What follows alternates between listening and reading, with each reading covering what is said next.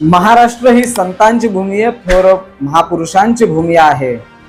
आणि अशा या थोर महापुरुषांच्या संतांच्या भूमीमध्ये महाराष्ट्र बाहेरील भोंदू, स्वतःला धर्मगुरू म्हणवणारे स्वयंघोषित संत आपल्या राज्यातील व्यासपीठावर येऊन आपल्याच भूमीतील संतांवर, थोर महापुरुषांवर बेताल वक्तव्य करून आपल्या लोकांचे माथे भडकवत असतात. अशा या सर्व भोंदू, स्वयंघोषित बाबांचे, गुरूंचे, संतांचे जाहीर निषेध करतो.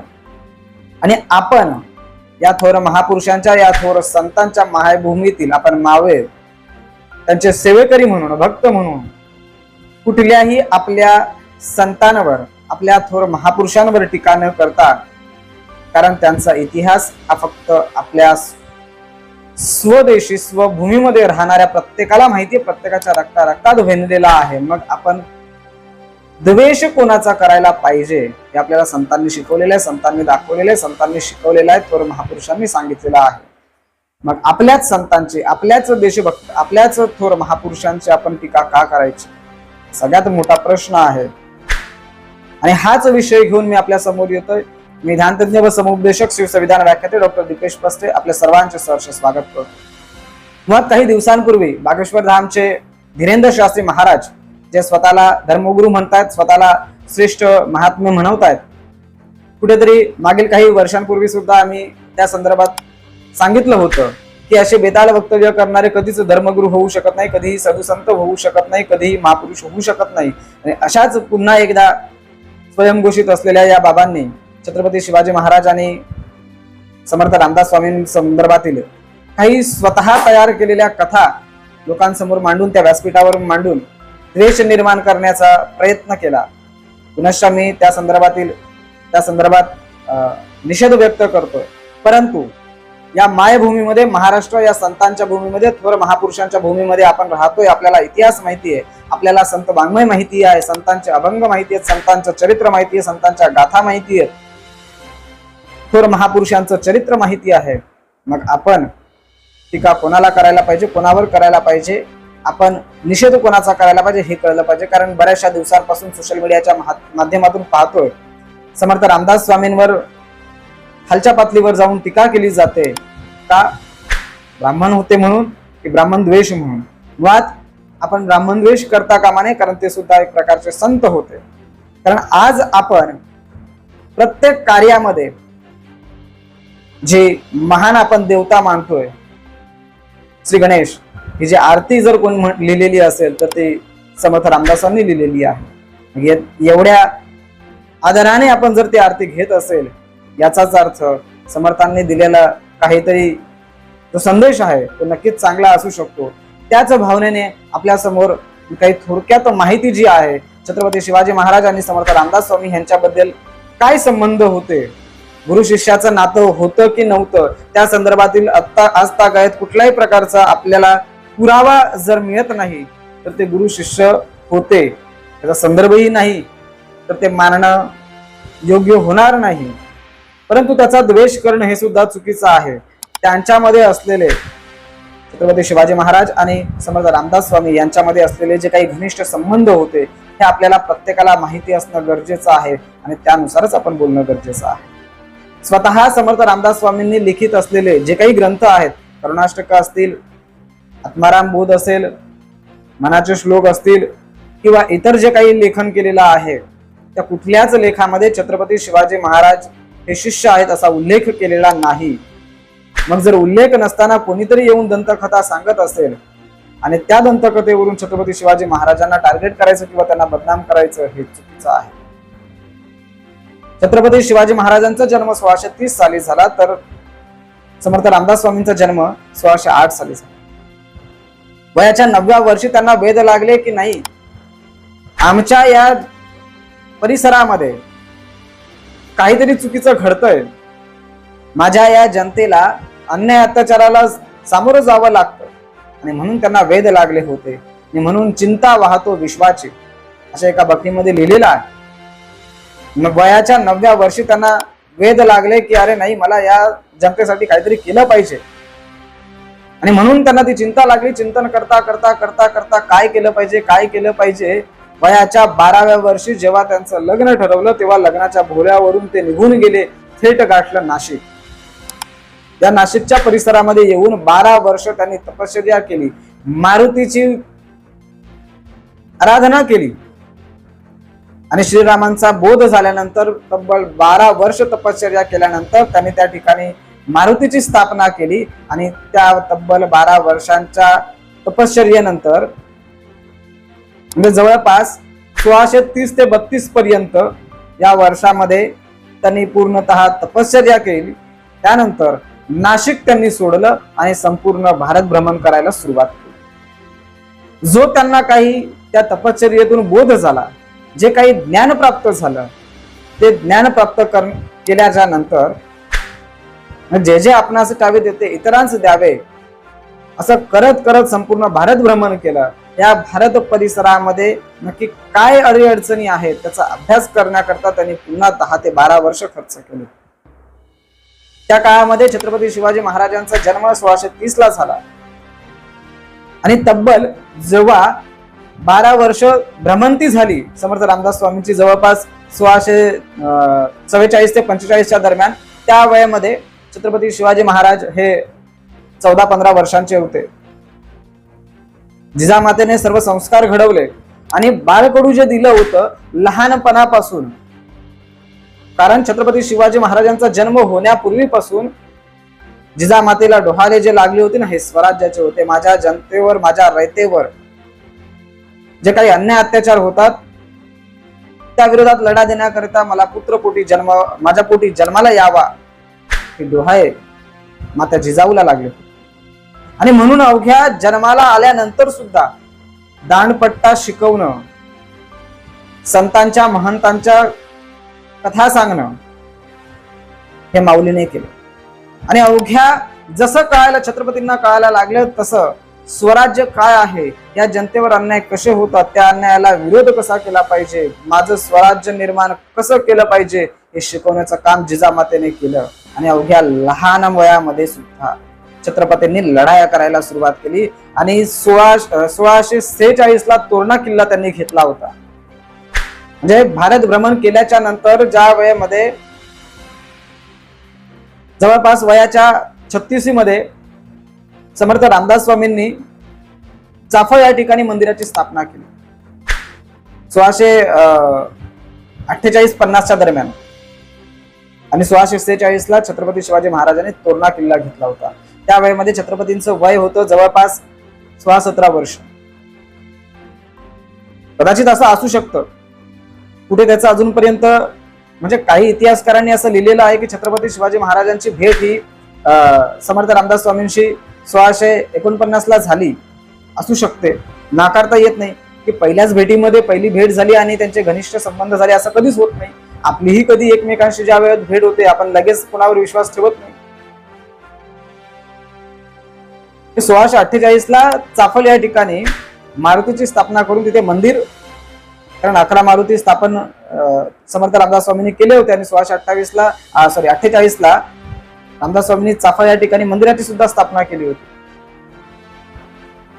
त्यानंतर त्यांनी त्यांचं कार्य चालू ठेवलं. इकडे छत्रपती शिवाजी महाराजांनी लढाया करणं, गनिमी कावा करणं, आपल्या स्वराज्याचं रक्षण करणं, जे कोणी विरोधक आहेत, जे कोणी शत्रू आपल्या स्वराज्यावर चालून येत आहेत त्यांच्या विरोधात लढा करणं, त्यांना चौकी पळू करून सोडणं, किल्ले आपल्या ताब्यात घेणं, हे छत्रपतींनी आपलं कार्य सुरू ठेवलं होतं. एका बाजूला छत्रपती शिवाजी महाराजांचं कार्य चालू होतं, दुसऱ्या बाजूने रामदास स्वामींचं त्यांचं कार्य चालू होतं.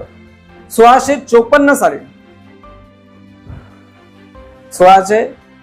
साली समर्थ रामदास स्वामींनी दासबोध ग्रंथ लिहिला. आता काही इतिहासकारांच्या मते असं म्हणणं आहे की 1649 ला छत्रपती शिवाजी महाराज आणि समर्थ रामदास स्वामी यांची भेट झालीच नव्हती. मग जर भेट झालीच नव्हती तर खरंच रामदास स्वामींना छत्रपती शिवाजी महाराजांबद्दल काही माहिती होती का? जर नसती तर 1654 साली, म्हणजे आता काहींचं म्हणणं, काही इतिहासकारांचं असं म्हणणं आहे की शिवाजी महाराजांनी शिवाजी महाराजांनी रामदास स्वामींची भेट 1672 सालीच झालेली आहे, त्याच्या आधी झालेली नव्हती. मग 1654 साली लिहिलेल्या दासबोध मध्ये छत्रपती शिवाजी महाराजांचं वर्णन समर्थ रामदासांनी केलेलं आणि ते सुद्धा निश्चयाचा महामेरू बहुत जनांचे आधारू. शेवटी म्हटलंय श्रीमंत योगी. श्रीमंत योगी म्हटले, त्याच्यामध्ये असं कधीच सांगितलं नाही की माझं शिष्य आहेत म्हणून. मग शिष्य आहेत असं म्हणण्याचा प्रश्नच येत नाही. श्रीमंत म्हटलेला आहे, योगी म्हटलेला आहे, निश्चयाचा महामेरू म्हटलेला आहे, बहुत जनांचे आधारू म्हटलेला आहे. म्हणजे सर्वसामान्य जनतेचा कैवारी असा स्पष्टपणे उल्लेख केलेला आहे, श्रीमंत असा उल्लेख केलेला आहे. निश्चय, स्वराज्य निर्माण करायचं म्हणजे करायचं, त्या शत्रूला स की पळव करून सोडायचं म्हणजे सोडायचं, असा उल्लेख 1654 साली लिहिलेल्या दासबोधामध्ये. कारण त्यांनी भारत भ्रमण केलेलं होतं, म्हणजे छत्रपती शिवाजी महाराजांची माहिती नक्कीच समर्थ रामदासांना असणार आहे.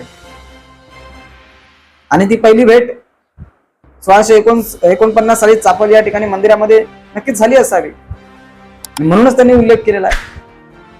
1670 ला समर्थ रामदास स्वामींनी ग्रंथ लिहिलेला एक मनाचे श्लोक नावाचा. त्यानंतर जे काही इतिहासकार म्हणतात की 1672च्या दरम्यान छत्रपती शिवाजी महाराजांनी दत्ताजी पंत कोण होते तर एक प्रत्येक व्यक्तीचं वैयक्तिक तपासी करणारा, माहिती देणारा असा व्यक्ती असतो. तसं छत्रपती शिवाजी महाराजांकडे एक दत्ताजी पंत नावाचे एक व्यक्ती होते, मावळे होते, आणि त्यांना 1672 साली लिहिलेलं पत्र इतिहासकारांना सापडलेलं. आणि त्यामध्ये असं दिलेलं आहे की चाफळ या ठिकाणी काही चोऱ्या माऱ्या होतात, त्याकरता समर्थ रामदासांनी असं सांगितलंय की तिकडे चोऱ्या माऱ्या होतात, असं काही होऊ नये म्हणून स्वतः छत्रपती शिवाजी महाराजांनी दत्ताजी पंतांना सांगितलंय की तिथे काहीतरी सोय झाली पाहिजे, तिथे लक्ष दिलं पाहिजे. मग 1672 ला जर पहिली भेट होत असेल तर पहिल्या भेटीमध्ये असं कोणी एवढं देऊ शकतं का, हा सुद्धा महत्वाचा प्रश्न आहे. आणि जरी दिलं असेल तरी सहजतेने दिलेलं आहे, याचा अर्थ छत्रपती शिवाजी महाराज आणि समर्थ रामदास स्वामी यांचे काहीतरी घनिष्ठ संबंध होते. मी असं म्हणत नाही गुरु शिष्य होते, कारण असं कुठे उल्लेखच दिलेला नाही, दिसत नाही. त्यानंतर राज्याभिषेकाच्या नंतर 1678च्या दरम्यान आणखीन एक पत्र असं समर्थांना छत्रपती शिवाजी महाराजांनी दिलेलं आहे. आणि त्यामध्ये जवळपास 33 गावे, 419 बिघे जमीन, त्याच्यानंतर एक कुरण आणि 121 खडी धान्य दिल्याचा उल्लेख काही ठिकाणी दिसून येतोय. म्हणजे इतिहासकार म्हणतायत की राज्याभिषेकानंतर म्हणजे 1678च्या काळाच्या नंतर, 77 काळाच्या नंतर छत्रपती शिवाजी महाराजांनी समर्थ रामदास स्वामींना एवढ्या गोष्टी दिलेल्या आहेत. मग असं सहजतेने दिलंय का छत्रपती शिवाजी महाराज वस्तू एखादी द्यायचे, ते काय म्हणून द्यायचे तर एखाद्या माव्याने काहीतरी शूर पराक्रम केलेला असेल, काहीतरी चांगलं कार्य केलेलं असेल म्हणूनच ते देत होते. आणि त्याच अनुषंगाने एवढा 33 गावे, पुराण, जमीन, धान्य, जो काही मोबदला असेल तो दिला होता. त्यामध्येच साताऱ्यामधील परळी किल्ला जो होता तो सुद्धा त्याच काळामध्ये दिला गेलेला होता. त्यावेळेस त्याचं नाव परळी म्हणून होतं, कारण ते गावाचं नाव परळी आहे. आज त्याला आपण सज्जनगड म्हणून संबोधतोय. तो सज्जनगड जवळपास 1677-78च्या दरम्यान छत्रपती शिवाजी महाराजांनी छत्रपती रामदास स्वामी, समर्थ रामदास स्वामी यांना दिलेला आणि त्याच ठिकाणी वास्तव्य समर्थ रामदासांनी केलं. आणि 1681 ला समर्थ रामदासांनी त्या ठिकाणी आपला ध्येय ठेवला, तो सुद्धा सज्जनगडावरच. त्या ठिकाणी आज तक त्यांची तिथे समाधी आहे. मुळात जर का छत्रपती शिवाजी महाराजांनी, म्हणजे काही इतिहासकारांच्या मते, मी म्हणत नाही, काही इतिहासकारांच्या मते 1672 नंतर काही जे पुरावे दिसत आहेत त्या पुराव्यांमध्ये असं काही उल्लेख आहे की चाफळच्या मंदिरामध्ये सुरक्षा द्यावी किंवा तिथे लक्ष ठेवावं. त्यानंतर 1600 म्हणजे राज्याभिषेकाच्या नंतर 1677च्या काळामध्ये सज्जनगड दिला, काही गावे दिली, धान्य दिलं. म्हणजेच छत्रपती शिवाजी महाराज आणि समर्थ रामदास स्वामी यांचे चांगल्या प्रकारचे घनिष्ठ संबंध होते. मग असे असताना जर स्वतः रामदास स्वामींच्या कुठल्याही पत्रामध्ये शिष्य म्हणून उल्लेख नाही, छत्रपती शिवाजी महाराजांच्या कुठल्याही पत्रामध्ये गुरु म्हणून उल्लेख नाही किंवा म्हटलेलं नाही, तर मग गुरु शिष्य हा वाद आपण का म्हणून केला पाहिजे, का म्हणून करावा, हा सर्वात मोठा महत्वाचा प्रश्न आहे. जर कोणते बाहेरील येऊन आपल्या परिसरामध्ये आपल्या संतांच्या आपल्या महापुरुषांच्या संदर्भात असे काही बेताल वक्तव्य करून चुकीचा संदेश पसरवण्याचा प्रयत्न करत असतील तर त्यांच्यावर आपण नक्कीच कायदेशीररित्या कारवाई करण्याची मागणी आपण केली पाहिजे. परंतु आपल्या संतांवर आपल्या राष्ट्रपुरुषांवर कुठल्याही प्रकारचं असे बेताल वक्तव्य आपण करणं हे चुकीचं आहे. त्या संदर्भातला इतिहास आपण समजून घेणं महत्वाचं आहे. कारण सोशल मीडियाच्या माध्यमांवरून समर्थ रामदास स्वामी यांच्या संदर्भातील कदाचित ब्राह्मण द्वेष म्हणून जे बेताल वक्तव्य केलं जातं ही आपली संत परंपरा नाही, संतांची शिकवण नाही किंवा छत्रपती शिवाजी महाराजांची ही आपल्याला शिकवण नाही. त्यामुळं समर्थ रामदासांवर अशी काही टीका करणं हे अशोभनीय आहे. त्यामुळं जे कोणी टीका करत असतील त्यांना आमची कळकळून विनंती आहे की समर्थ रामदासांनी असं कुठेही उल्लेख केलेला नाही की छत्रपती शिवाजी महाराजांचा आम्ही गुरु आहोत. त्यामुळं गुरु मानण्याचा म्हणण्याचा प्रश्न येत नाही. आपण हे समजून घेतलं पाहिजे की काहीतरी संबंध छत्रपती शिवाजी महाराज आणि समर्थ रामदास स्वामी यांच्यामध्ये असतील. म्हणून जाणकार इतिहासकारांच्या मते छत्रपती शिवाजी महाराज आणि समर्थ रामदास स्वामी यांची भेट झाली होती. भेट म्हणून काहीतरी मोबदला म्हणून छत्रपती शिवाजी महाराजांनी समर्थ रामदास स्वामींना काहीतरी दिलं होतं याचा अर्थ काहीतरी त्यांचे चांगल्या प्रकारचे संबंध होते, यातील मात्र शंका नाही. ह्याच्या संदर्भातील बखरी आहेत, पत्र आहेत. मग तेवढाच संबंध आपण ठेवून जे इतिहासामध्ये आपल्याला पुराव्यासह बखरी मिळालेल्या आहेत, जे दिसतं त्यावर विश्वास ठेवून आपण कुठल्याही संतांना कुठल्याही राष्ट्रपुरुषांना दोष न देता जे तथाकथित स्वतःला स्वयंघोषित गुरु महंत संत साधू म्हणणारे आपण त्यांना दोष दिला पाहिजे. कुठेतरी स्वतः दंतकथा सांगतायत.